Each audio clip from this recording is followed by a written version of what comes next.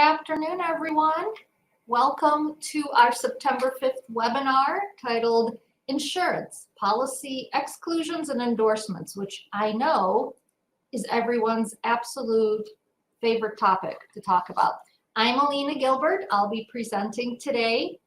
And as you know, we are going to go through some housekeeping things here before we get started and enjoy the meme in the meantime.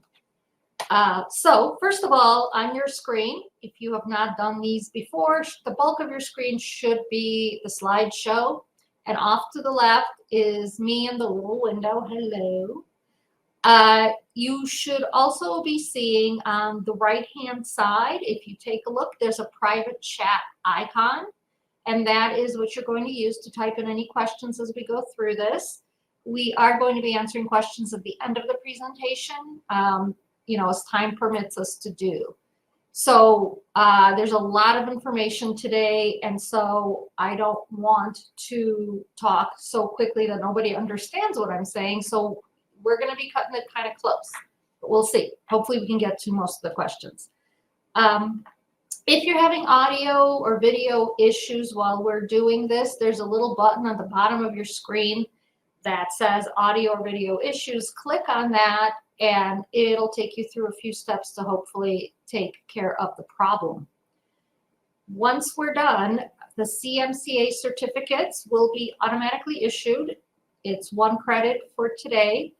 As long as you're on, the entire time, they will be automatically issued and emailed to you. If you do not see your CMCA certificate come to you via email, first check spam, but if you don't see it, then feel free to email us at education@altitude.law and we'll get another one over to you. You should see it within 24 to 48 hours.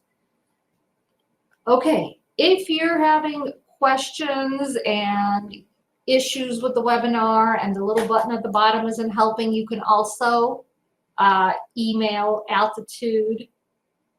education@altitude.law. We might not be able to do anything on our end. I apologize, but that would be the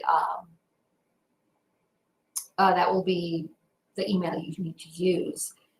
As a quick reminder, this is getting recorded, this presentation, and it will be on our YouTube channel that you can access through our website. If any of your, coworkers or board members or whatever want to watch it, they are welcome to go on the website and watch it. It's no charge. We just cannot issue credits, CMCA credits, if you're not attending live, but otherwise it's available. And last but not least, there will be a survey at the end. For those of you who do these regularly, you know how it works. Always appreciate feedback. Whether it's positive or negative, it's the only thing really that helps us, do better next time and give you programming that best suits you. So please, if you have a minute, just answer the questions and provide whatever feedback you would like. Thanks. All right, but now we're going to go ahead and get started. No time to waste. Let's talk about insurance.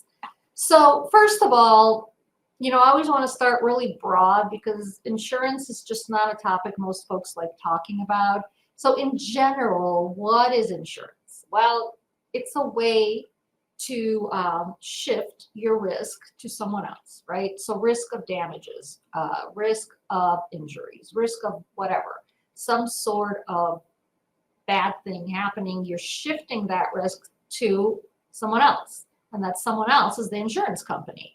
Now you're paying them to accept that risk, but ultimately they're the ones taking it on now instead of the association.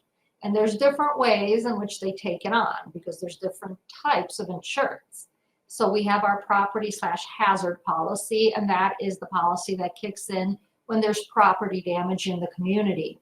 When you have your fires, when you have your wind and hail storms, when you have a drunk person driving through your gate and damaging it, all these types of situations, whatever they may be, would fall under the property policy. The liability policy is really based on some sort of wrongdoing or allegations of wrongdoing. And there's several categories that fit under the liability policy. There's commercial general liability, there's directors and officers, which is basically when you are named as a director or an officer. Or there's an umbrella, there's an umbrella policy, which kind of is a policy that covers us if we use up all our other insurance and we're at our limit and we don't have any money left, then the umbrella kicks in after that. And last but not least is fidelity, which also goes by commercial crime. And this is a policy protecting associations from loss of funds in many different ways. There's lots of different ways we can lose funds, you know, whether it's employee dishonesty, whether it's forgery, whether it's counterfeit money. I mean, there's all sorts of different things out there. And so the fidelity policy, again, is there to help protect the association if it loses the funds. So how does it work? So in the past, I always used to tell people, you know, insurance is like a pizza, and it kind of is. Because if you think about it, you have your base policy, and that's your regular cheese pizza. And then if you want toppings on top of it, if you want additional coverage for all the exclusions that you see in the policy, then you have to pay extra for that. So it's like each additional coverage is going to cost you money. You want pepperoni, you want mushrooms, okay, it's going to cost you money. So that's really essentially how insurance is going to work. You have a declarations page, not to be confused with the association's declaration of covenants.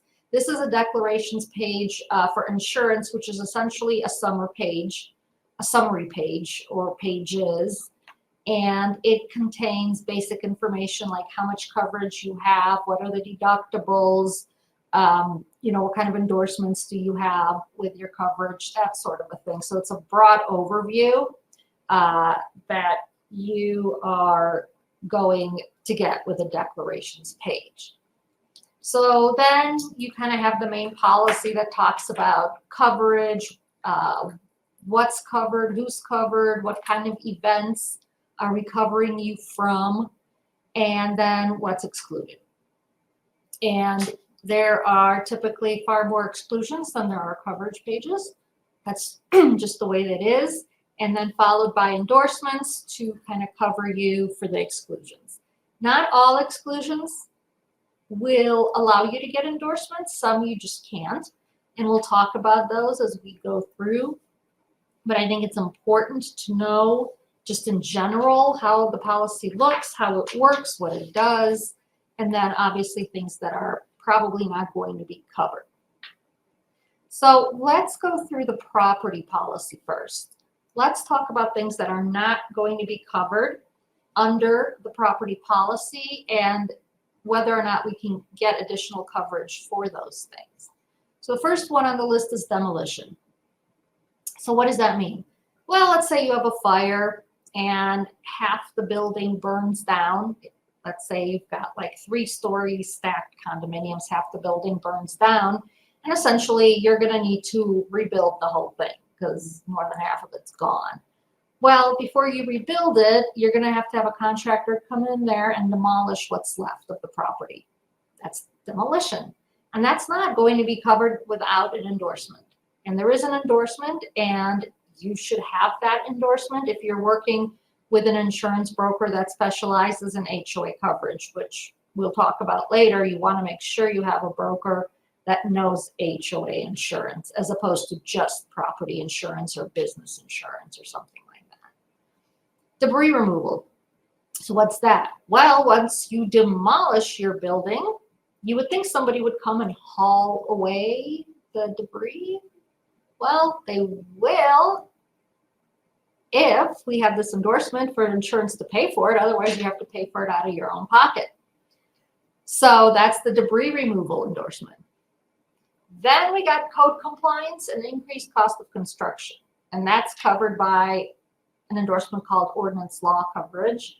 And what that is let's say your building was constructed back in the 1970s or even in the 80s or the 90s.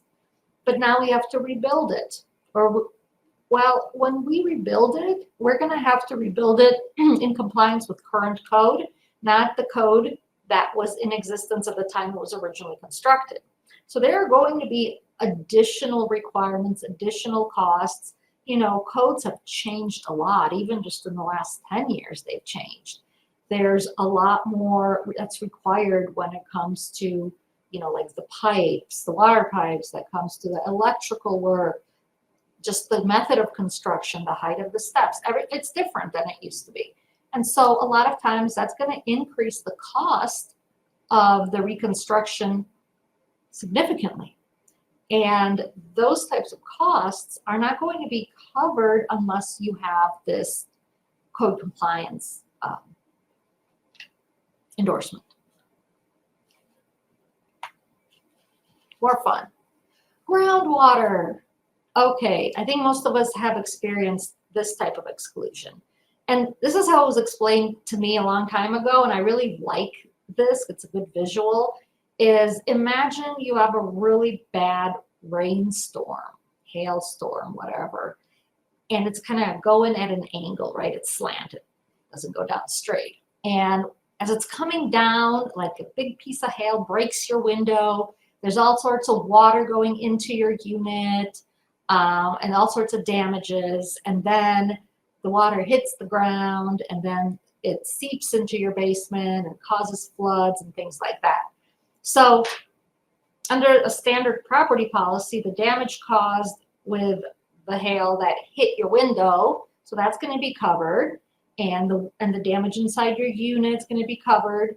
But once the water hits that ground and starts seeping in to your unit, that's the part that's going to be considered groundwater and excluded. So, you know, you can get flood coverage, although I would talk to your insurance broker about that in detail, because my understanding is flood coverage, it doesn't exactly cover all the things that people think it does. So you want to have a really good understanding of it. I did read that there is such a thing as a groundwater endorsement out there somewhere. I have never seen one. I have never encountered a Colorado association that actually had one.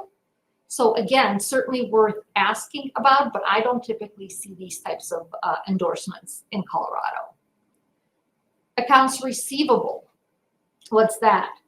Well, that is a situation where there's some catastrophic event, and as a result, the association is not able to collect assessments. Now, it could be that all our accounting software is damaged and the computers are destroyed and we just don't have a mechanism for keeping track of that. We can't collect our assessments for the next 3 months. Or perhaps homeowners can't live in the community, they've moved out and they're refusing to pay their assessments. We can't collect the assessments. So those types of situations, that's an accounts receivable exclusion, and you can get an endorsement for that, for accounts receivable. Next, foundations and concrete. All right, so foundations. Foundations are generally excluded from property coverage. Why? Well, because if you have a fire, generally the foundation's not going to burn up. It's concrete, it's in the ground, usually it remains as is. So, you know, what's going to damage a foundation? Most of the time, I think it's going to be something like an earthquake. And although there is such a thing as earthquake coverage, one is it doesn't necessarily insure your foundation, it just ensures whatever damage occurs because of an earthquake. But we don't have a lot of earthquakes in Colorado. So it might not be kind of that magic bullet you're looking for. And so if you're just looking to insure your foundation, chances are you're not going to be able to do that because foundations are generally not going to be damaged. But it's important to know, at least in Colorado, that you know, foundations are going to be excluded, as well as a lot of concrete surfaces, okay? So sidewalks, driveways, things like that. And I have seen endorsements to those, but rarely. So again, always worth asking about. But if you've got, you know, like parking lots in your association and they're all concrete surfaces, you definitely want to ask about an endorsement to cover those items because it's expensive. All right. Next one's fun. Boiler explosion and mechanical failure. So people see this and they're like, well, we don't have a boiler. We don't need this we don't need this coverage. Well, it's a little bit of a misnomer. It's not titled very well, but ultimately what this endorsement is it's any damage caused by some sort of equipment breakdown. And boilers are certainly a type of equipment, but associations, especially if you have, again, a high rise or a building with multiple units in it, there's certainly a lot of mechanical common element type, things that are in the building. You could have elevators, you could have like a main air conditioner, you can have plumbing stuff. I mean, so there's all sorts of mechanical things that are in the building that could break down and as a result cause damage. So again, don't look at this and say, oh, we don't have a boiler, we don't need it. If you have mechanical equipment, you probably want to have this endorsement. And I think most associations do get this. All right, next one, wear and tear. No endorsement for that. So insurance is only there to protect associations in the event of a catastrophic event, right? We're shifting the risk based on that. The fact that a building can get old and things wear out, like you need to replace the roof because it's been on for 30 years and you need a new roof.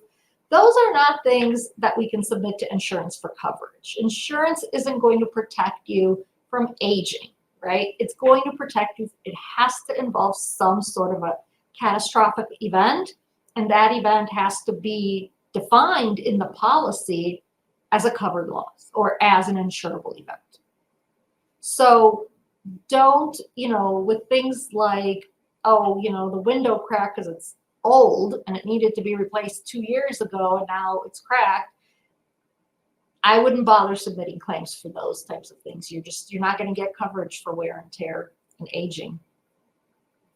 Outdoor property, landscaping, signage. Those are generally excluded from policies, but you can get endorsements for that. What kind of outdoor property are we talking about? I just reviewed one for a community. It had, for example, fences and retaining walls, and that was covered under their outdoor property endorsement. Landscaping is generally excluded, so trees, shrubs, plants. If you have a lot of area that the association maintains, you probably want that coverage as well. Outdoor signs, I think that's an important one if you've got monuments throughout the community or the entrances of the community. Monuments are not cheap to replace or to repair. So it is really important that we have coverage for them should something happen. All right, some more stuff. I think these are the last three. So neglect, lack of maintenance. You're not going to get coverage for that. Again, much like wear and tear, you're not getting insurance to protect you from your own failure to do what you need to do to keep the property smooth and running.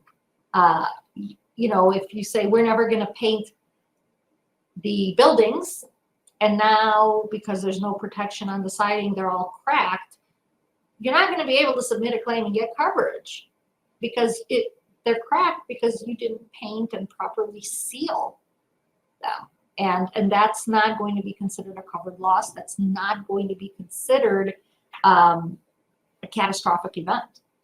So again, this is something that's going to be excluded. This is something you're not going to be able to get coverage for. And it really makes sense if you think about it. Mold. A lot of folks think they're going to get a mold endorsement and it's going to protect them from all sorts of mold growth. It might, but it might not. So the problem with the mold endorsements is they either require you to discover the mold either 14 or 21 days, depending on the policy, from when it originates. we don't typically know about the mold right away. Sometimes we don't discover the mold until it's been months or years. And if that's the case, this endorsement's not going to do much for you. It's only when you discover the mold, 14 or 21 days from when it starts growing. And, the mold remediation experts, they can identify how long the mold has been there. And so insurance is going to want to know how long has that mold been there to determine whether or not you're going to have coverage. So don't just rely on your mold endorsement and not provide the remediation that needs to be provided if you do discover some mold. Don't think we don't have to make sure, everything's watertight because, hey, we'll have mold coverage. It just doesn't work like that. So be aware of that. And finally, inflation guard. What is that? Well, that especially in recent years, we've had a lot of inflation. We've had like 7-8% per year. So let's say, I'm just going to use round numbers, you have a $5 million property policy, okay? And you renew it every year, you get the same carrier, $5 million, $5 million. Well, $5 million 5 years ago is very different than $5 million today. You probably could have gotten a lot more repairs done with $5 million 5 years ago than you can today. So the whole point of an inflation guard is that every year the policy goes up by a certain percentage, like the cap. So the 5 million is going to go up, say, by 3% every year to account for whatever type of inflation we have. Now, it may not be enough or it might be too much, but nevertheless, especially right now, we want to make sure our communities do have the inflation guard. I just reviewed a policy for a community. They were doing an insurance audit, and I reviewed a policy, and they did not actually have an inflation guard. And that was very, very disturbing to me, but they weren't using an HOA broker either. So that's the difference between using a specialist in HOAs versus an insurance person who really focuses more on property insurance and business insurance and things like that. It's just different. All right. Comedic relief for just 2 seconds here. And then we're going to move on to the liability policy exclusions. All right. Okay. So remember, liability is what? It's based on allegations of wrongdoing, whether it's negligence or intentional actions, or just, doing something that was wrong, you should have known better, whatever it is, it's allegations of wrongdoing that result in damages. Okay? So, associations get accused of wrongdoing all the time. You know that, right? It's like, oh, you're discriminating. Oh, you're selectively enforcing. You're making me do this and not making anyone else do that. Oh, you shouldn't have denied my new gazebo, and that was wrong. You guys are always getting accused of something. And unfortunately, that is the world we live in. And so a liability policy is absolutely needed. But the liability policy does have a lot of exclusions with that. And so again, it's important you know what, or at least are familiar with the exclusions, you're familiar with the endorsements that can be obtained, and you're working with your insurance broker to make sure you have all this stuff. Discrimination. A lot of policies will not cover discrimination allegations. Whether or not, a court finds that you've discriminated or you haven't discriminated is irrelevant. They're just not going to cover it. There is a discrimination endorsement. You should probably have it because there have been a lot of claims of discrimination. If any of you have ever had a homeowner file a civil rights division complaint, and then you get that letter saying you have 10 days to respond, and that's not nearly enough time because already 3 days have gone by, and you're sending it to your attorneys, and the attorneys are doing things, and now you're incurring a whole bunch of fees. So those are the types of things that perhaps a discrimination endorsement would cover, once you get past the deductible amount. So with the amount of discrimination claims out there right now, I would absolutely make sure and talk to your broker that you have some sort of coverage for it. Contract breach. This is, I get on my soapbox with this because so many times I just dealt with the matter. Association has a contract with a vendor. Association is not happy with the contractor. They didn't do what they were supposed to do. They started the work too late. It's taking too long. It's the wrong color. It's, this isn't what we wanted. Whatever the beef is, associations are saying, all right, well, we're just not going to pay you, or we're just going to terminate the contract. They don't consult with their attorneys to see if that's something they can do or can't do. They're just going to do it. And then when they get sued or when they get the mechanics lien notice, then they call the attorney and say, get me out of this, right? Okay, so here's the thing with contract breaches. We do whole classes on contract, like how to resolve contract differences. But this is actually, if you get sued by a contractor who's claiming you have breached the contract, most liability policies will not cover you for that. You can usually get an endorsement to at least cover you for the legal costs of defending yourself in court against the contract breach claim. Insurance is not going to pay if you lose and there's damages awarded against you. Insurance will not pay those damages. Insurance is not there to get us out of contracts we don't like, right? That is not a catastrophic event. It is not something that, someone did wrong. This is just us saying we're not going to pay the contract.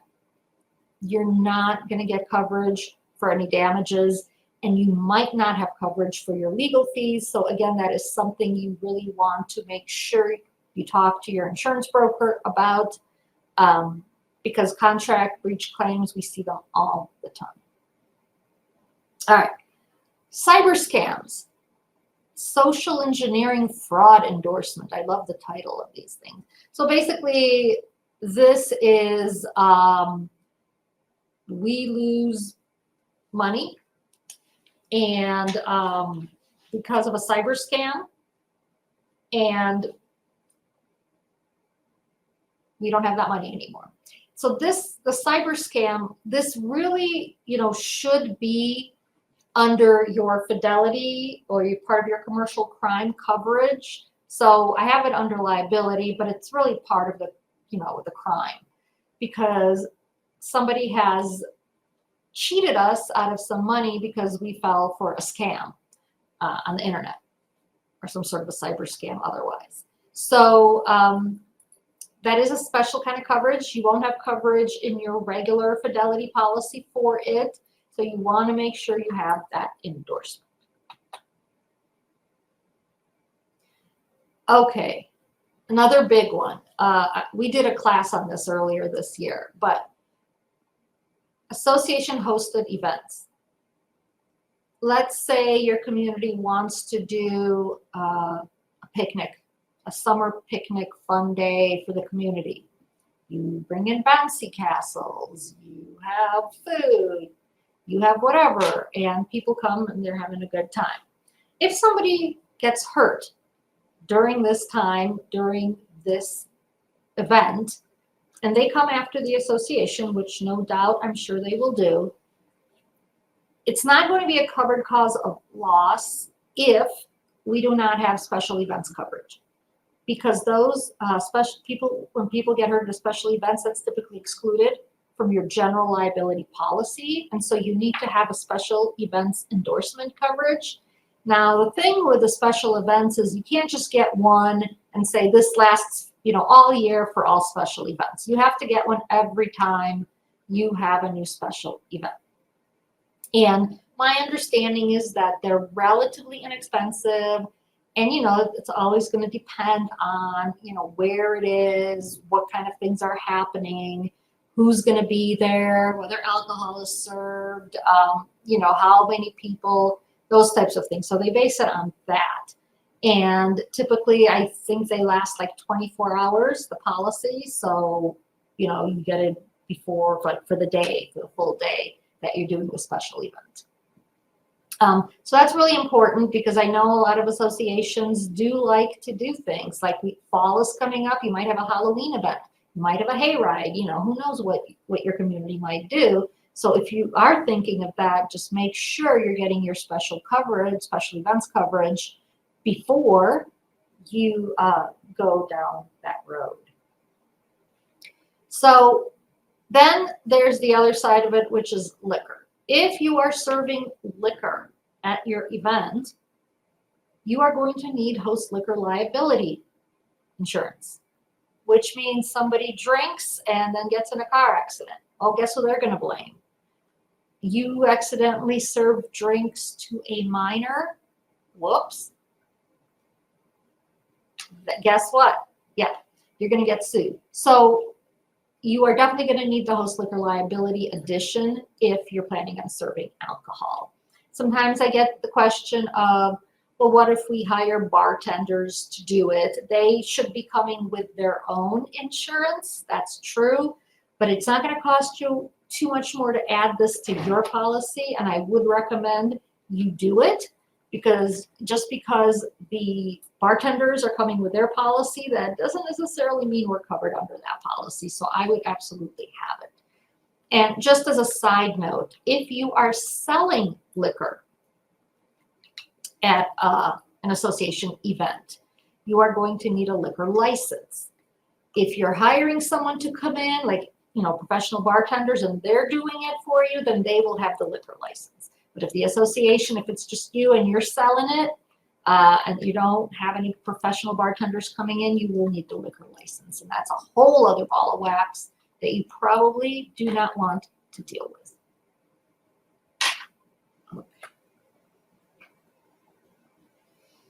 Okay, this next one is, I think, strange and unusual.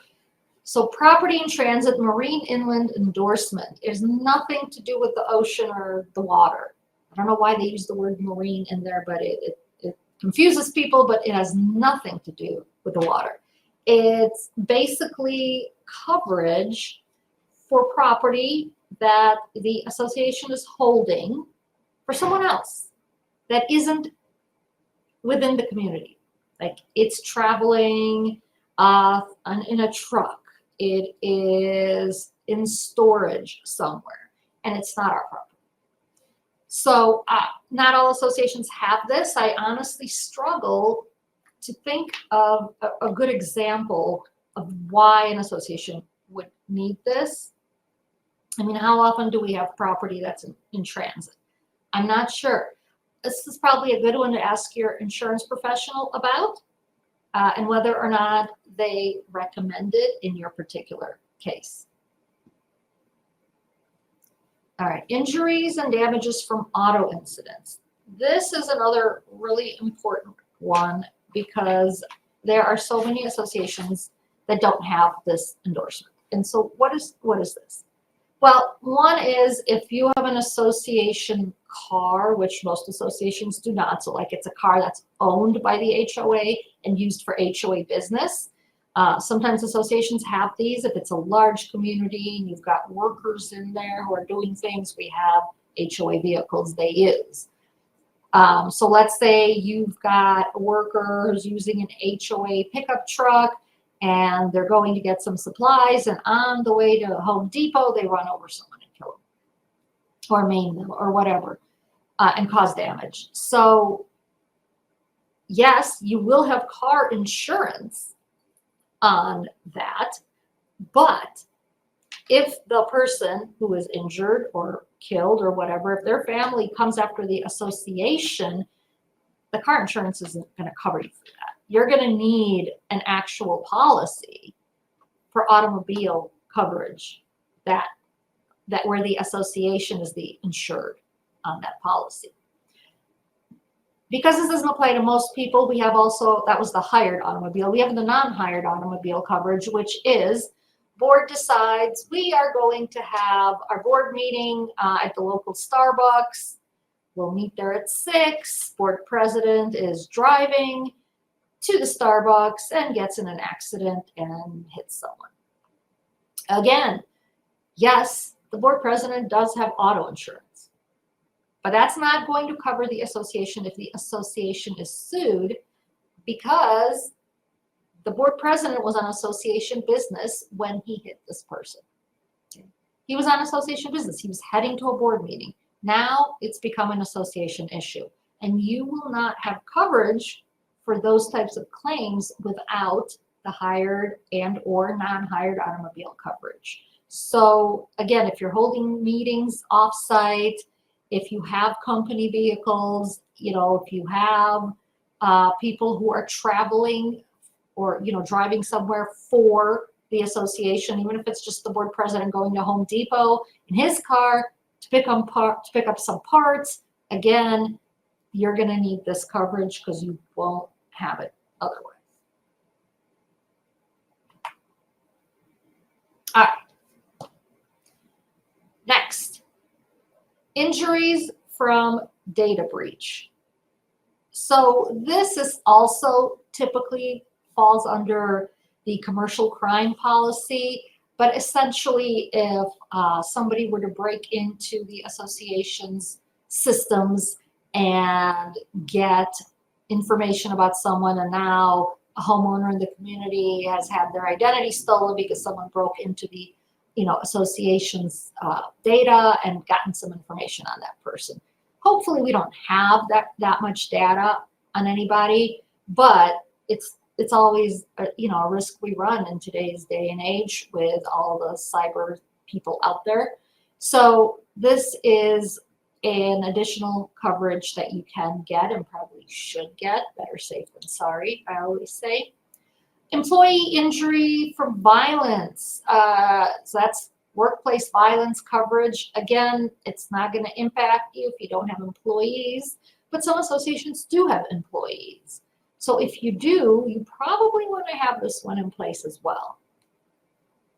And then we have the injured employee or employee of contractor, and that's the workman's comp policy.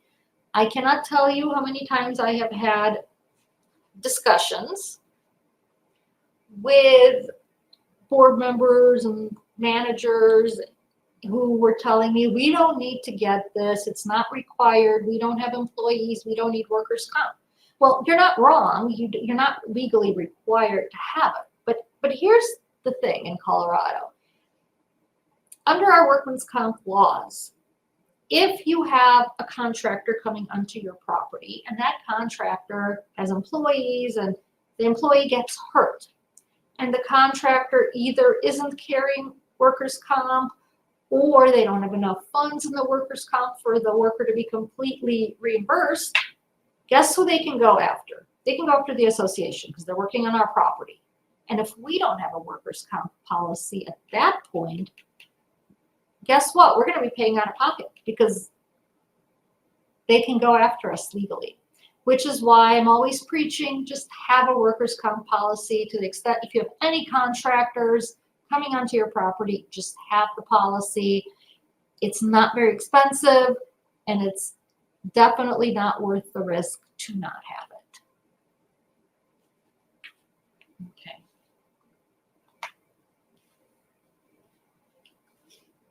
All right, some more things that we need to be aware of. Lawsuits involving the HOA website. Most associations have websites, and every so often there's something perhaps on the website that someone in the community finds offensive, that someone in the community thinks is directed at them, and they take issue with that, something that someone thinks is discriminatory. And sometimes, frankly, we see boards posting things they really shouldn't be posting on the website. And that could result in a lawsuit. You could have, like a defamation lawsuit. You could have, misinformation. You put misinformation, I relied on it and I got injured. I mean, there's all sorts of creative things that people can think of to sue the association over content that it has on its website. That is not going to be covered without an endorsement. So you do want a web-based liability endorsement that you can use should this rear its ugly head. Failure to obtain adequate insurance. Okay, and that's not something you can get an endorsement for as far as I know. What does that mean? Well, it means you're not insuring what you're required to insure. So right now, we all know we have a crisis here in Colorado with respect to the insurance premiums going way, way, way up. Next year, we're actually going to have a class on that for a specific issue. But in the meantime, insurance premiums keep going up. And we see associations getting to the point where they can't afford it. They're trying to shift some of it to the homeowners. They're getting the insurance policies with extremely large deductibles that nobody can afford. And so we're seeing a lot of this right now. Well, in the case of being underinsured or having really, really huge deductibles, which essentially means what? Homeowners are self-insuring, we're self-insuring, someone's self-insuring.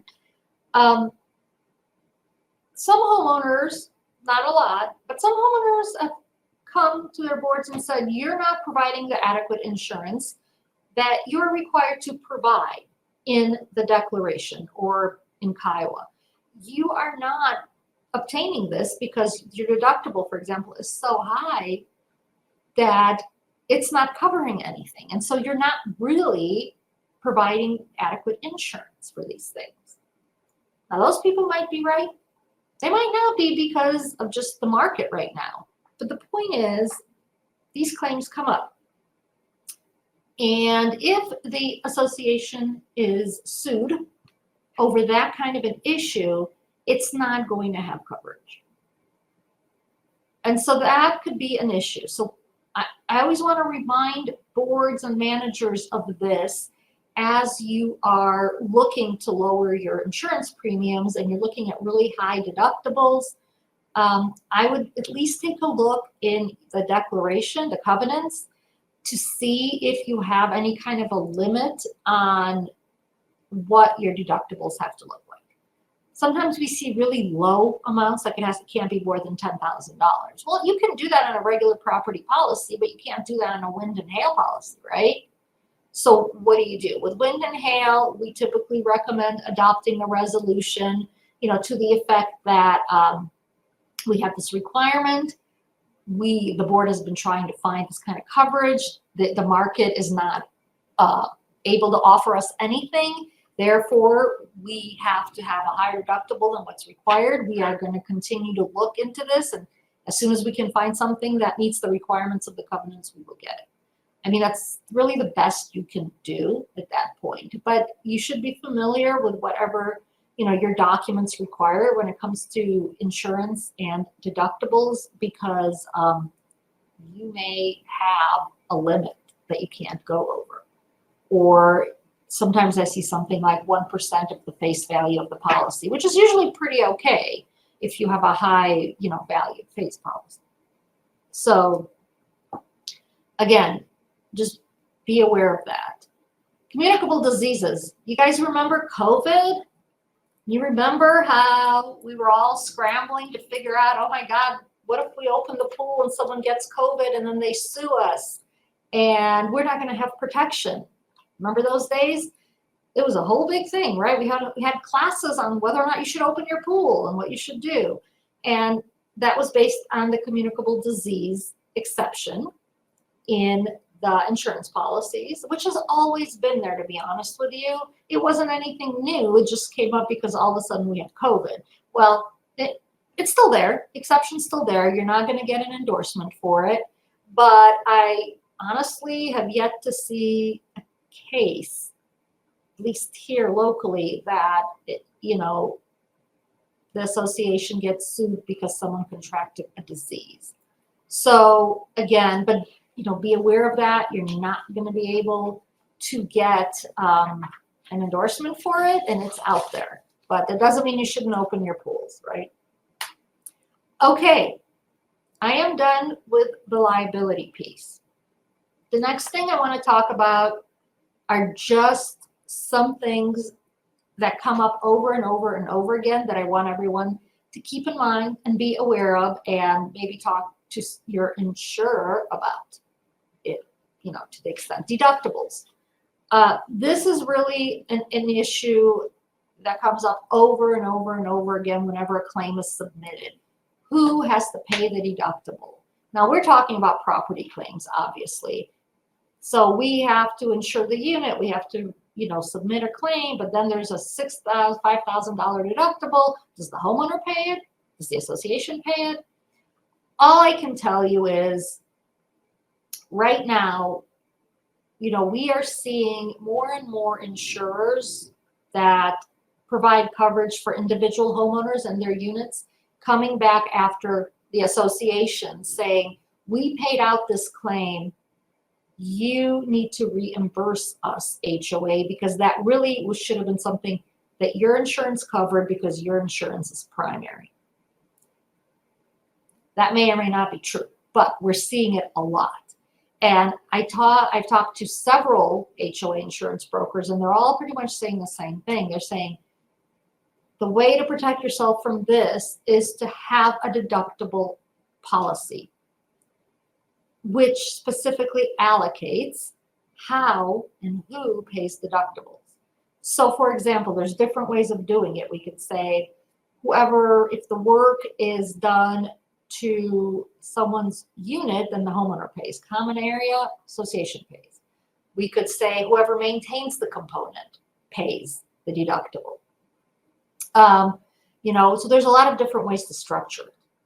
But if you don't have a policy like that in place, you know, with your communities, you are going to run into a problem at some point down the road if you haven't already. So make sure your board is aware that honestly they should be, they should have this policy, and talk to your legal counsel about it if you don't have it. Other things to be aware of: the wind hail deductibles, you know, those are almost like we're self-insuring. So that is, you should always be aware ahead of time kind of what your declaration says, and also if you can get it addressed in your deductible policy. We're starting to put more language in there about wind hail deductibles, then that is also something you want to do. All right, enough about deductibles. Claims made versus occurrence-based policies. There are these are two types of policies, and typically you need to have a disclosure in your declarations page of your insurance as to what kind you have, or a separate disclosure.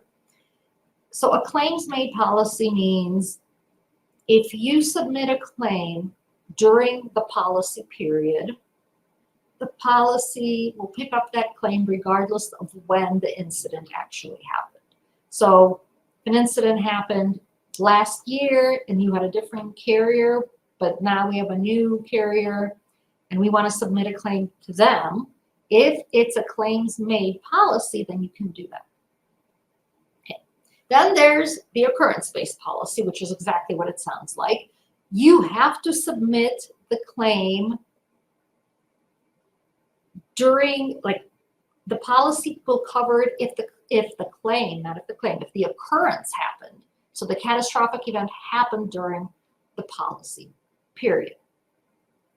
And the worst case scenario here is associations switching from one policy to another, where one is a claims made policy and one is an occurrence-based policy.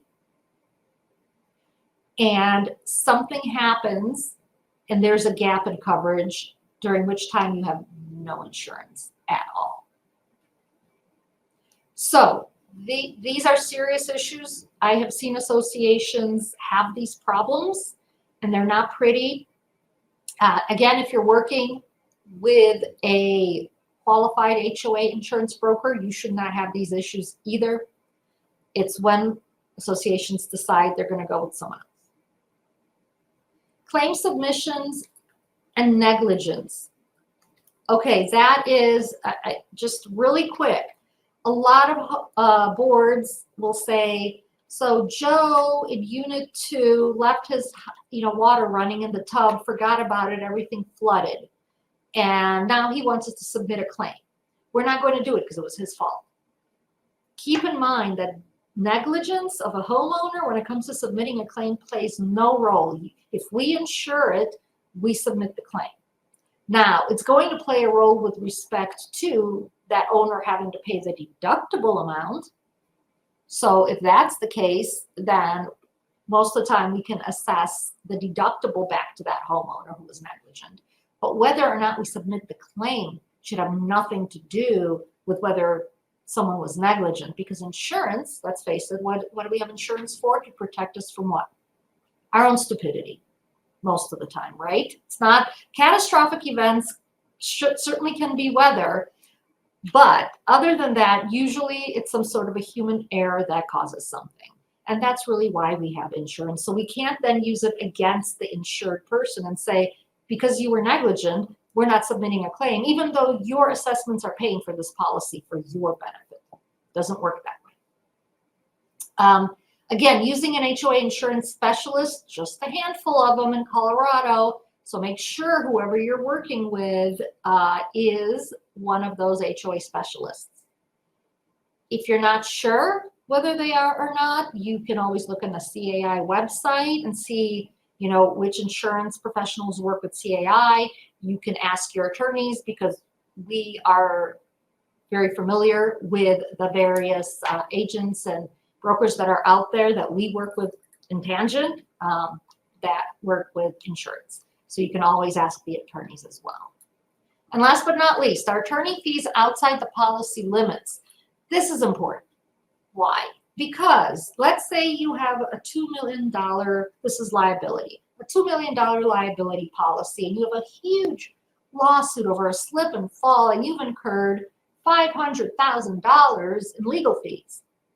Happens. Now, the jury says, oh, poor injured running man, we are going to give you $2 million in damages against the association. Well, we would like our insurance to pay that. That's why we have it.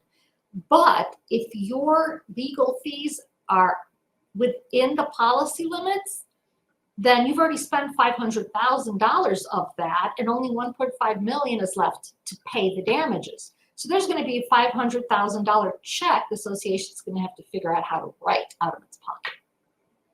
So if you have attorney fees that are outside the policy limits, you still have your $2 million policy, and your attorney fees are being paid for by insurance, but it doesn't go against your policy limit. So that's really the difference. And again, those are things you want to check on and be aware of when your communities are getting their policies. Whew, we did it, you guys. We've got 7 minutes left. I love this name. It's hilarious. All right. I'm going to go through questions. Just make sure I can get them here. I'm going to try and do it in order of from the very beginning, and I'm going to get through as much as I can. Which components, if any, cover catastrophic structural failure? So yeah, that's a good question. I mean, the issue is going to be, why did the structure fail? Remember, if it's because we didn't properly maintain it and we had a lot of maintenance that we put off until later, it's not going to be covered. So if the structure failed because there was a fire, that's a whole different issue. If the structure failed because there was an earthquake and we have earthquake coverage, that's a different issue. But if it failed because we have put off maintenance and repairs because we didn't want to spend the money, you're not going to get coverage for that. Does pool equipment fall under mechanical? I believe it does. But you know, every policy is a little different, so you also want to make sure you confirm that with your insurance person. Does boiler explosion cover the damage from the mechanical failure alone, or does it also cover equipment repair? Wonderful question. I believe that equipment repair is a lot of times covered under your property policy generally. But sometimes it was also covered under this endorsement. So again, a good question to ask your insurance professional when you're renewing or talking about, coverage.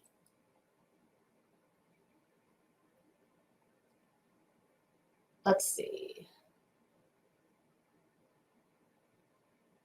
Sorry, I'm trying to read these questions.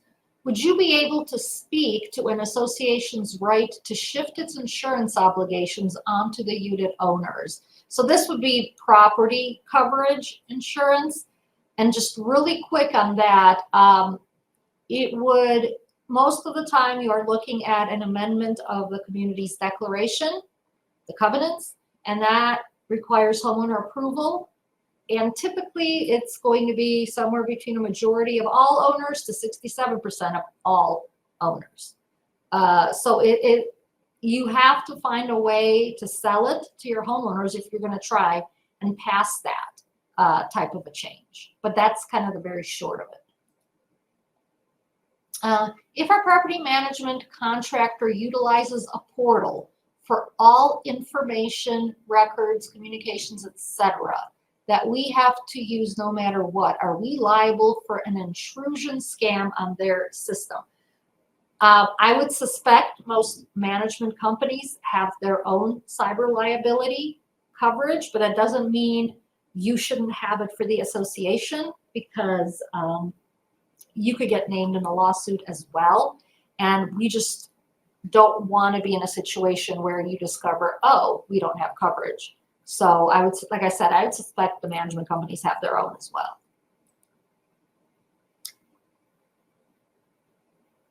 Does the cyber scam also cover someone clicking a link or an email hack? So there has to be damages. If you've clicked the link and now it's all your money in your bank account is gone, then it should cover that. But if you just clicked on a link and now your computer is all locked up, it has a virus, it probably won't cover that. Say you file an insurance claim under one of your endorsements. Could that affect the main property liability coverage with something like unrenewal?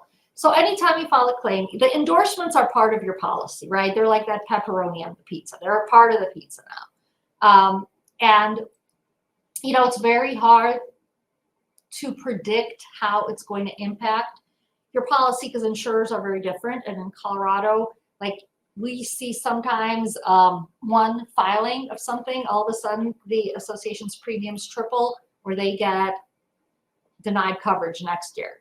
And other times I see associations that have a whole bunch of lawsuits and yet they still have coverage and their premium has not moved very much. I think you need to talk to your specific individual insurance broker with respect to your current carriers and what they look to. It's all part of underwriting, which is done by the carrier. And that's when they assess the risk the association poses and whether or not they want to keep insuring them and whether or not they want to raise the premium. So I think that is the conversation you are going to need to have with your broker about that. What if a homeowner brings their own alcohol? I assume this is to an event that the association is sponsoring, and we know that's going to happen. If we're not serving the alcohol and they bring their own alcohol, we are not going to be responsible for their stupidity because of the alcohol. So I do not envision you would need to have that endorsement. What about if a board member or owner volunteers to do some work on the property, like painting a tree, and gets hurt? So that is a volunteer, and volunteers are generally covered under liability policies. So whether they cause damage to someone or to themselves, I believe that's a typical coverage. But again, nothing is 100%, so you want to confirm that with your insurance broker. Make sure.